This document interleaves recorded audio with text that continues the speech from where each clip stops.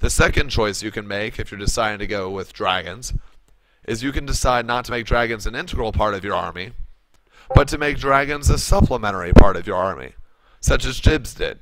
He opened up with dragons as a way to put on pressure on this base, and he built up to about 6, but instead of staying on dragons, he used them as a small raiding force and used that as an opportunity to build up his own mages and riflemen.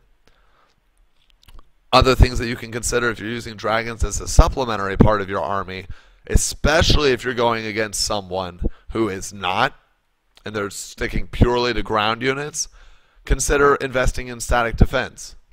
A lot of static defense.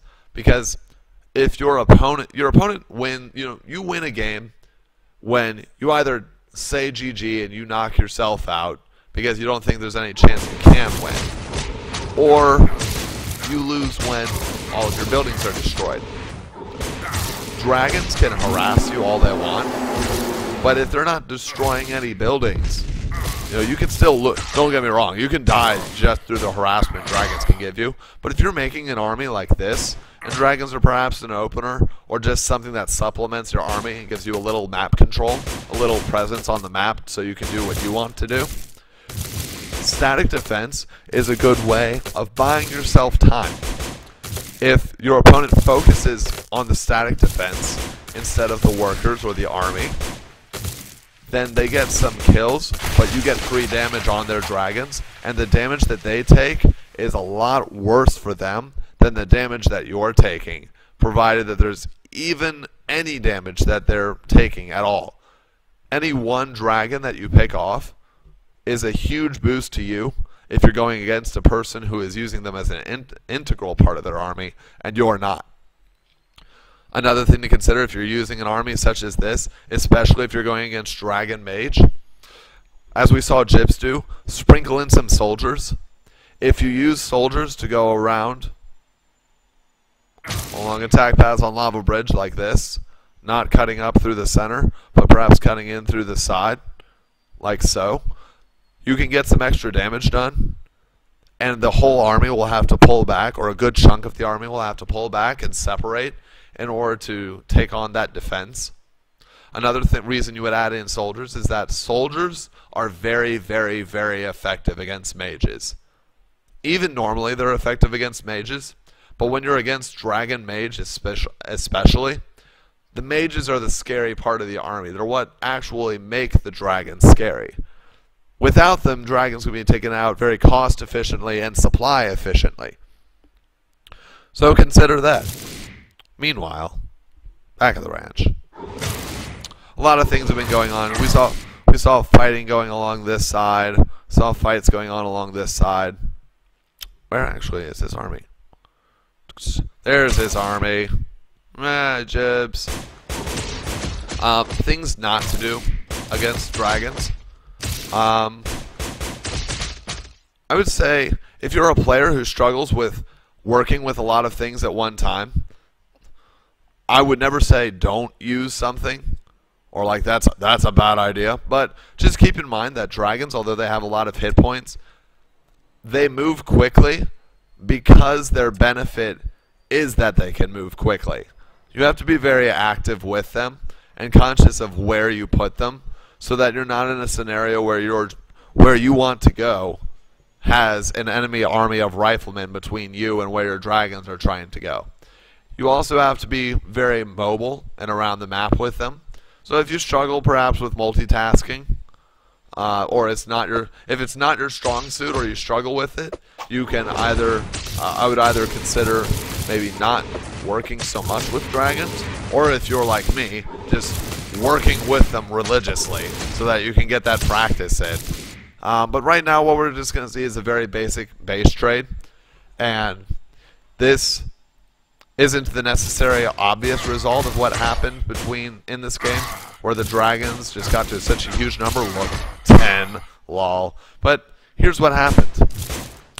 Those dragons without mages can't take on this army. And this army, with no stuns or locks, has no chance to catch this army.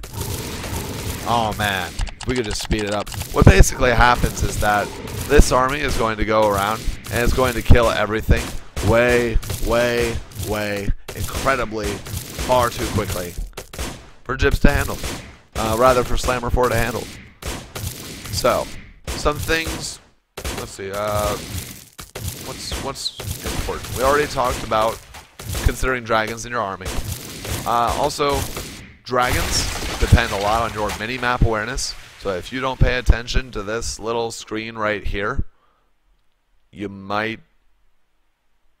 It's kind of important to pay attention to it when you're working with dragons, because you have to be mindful not only of where you are, but where your opponent is. Another thing to consider when dealing with dragons. Dragons, awesome, fast units. Something we didn't talk about. It didn't get a whole lot of face time, but it's kind of an unsung hero in other games. Did it just get destroyed? Are you serious? I was just about to talk about that. Alright, here, this fortress. Remember how we said before that fortresses are basically they're super watchtowers? Something to consider if you're building watchtowers. Consider also building a fortress. Fortresses have an amazing ability to hold off aggression because of how they attack just as quickly as watchtowers, but they're larger. They take up more space than watchtowers, and because of the range that they have, range 7. Range 7? Do they have range 7? Let me check. Oh yeah, same as a watchtower. I said that already though. Look at this. That means that if this were a fortress, dragons have range 4. They'd have to park like here in order to attack these workers, maybe even a little closer, and they have very large collision sizes. Look at this. Big collision size. It's like this big. Damn. They have to park like right here. If you have a fortress, the fortress can go Wato. Wabi. Wabayam. Bing. What? Fortresses can be a very, very, very effective form of static defense. So, I don't think I'm going to prolong the pain. I mean, nothing. Watching how they break this down is actually interesting, but I think at this point it's fair to say that we know that without mages, there's just not really any way that Slammer 4 can take out this army.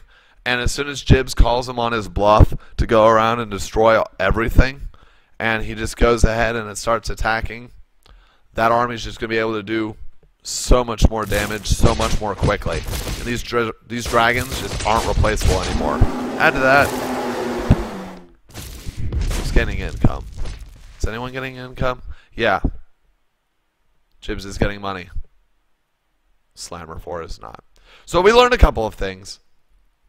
We learned about dragons. The time has come, Etano Circus said, to talk of many things, of dragons and fortresses and worker pools and riflemen and kings. They're not in this game yet, but maybe, oh maybe. Well, I shall see all of you later.